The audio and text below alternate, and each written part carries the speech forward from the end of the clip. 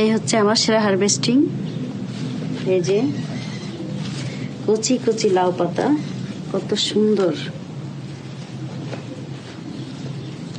আর অনেক টমেটো তুলেছি আজকে, অনেক টমেটো হারভেস্ট করা হয়েছে। এই যে এক ঝুড়ি।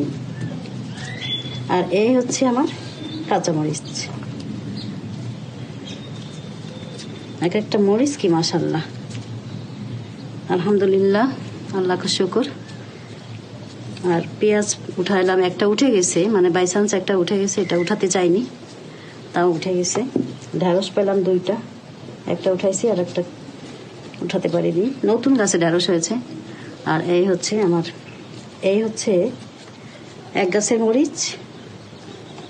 এই যে এটা হচ্ছে, এগুলি হচ্ছে উপরের দিকের মরিচ। এই যে এই মরিচগুলি উপরের দিকের। আর এই যে এই মরিচগুলি হচ্ছে উপরের দিকের এইগুলি।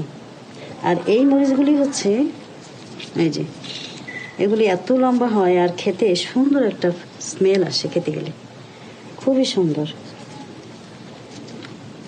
তো আমি তো অনেক খুশি, অনেক ভালো লাগে আমার এগুলা উঠাতে।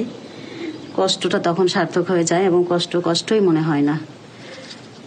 তো আমরা সবাই আসুন বাগান করি, নিজের হাতে এভাবে ফসল উঠাই, এটার ভিতরে একটা আলাদা আনন্দ।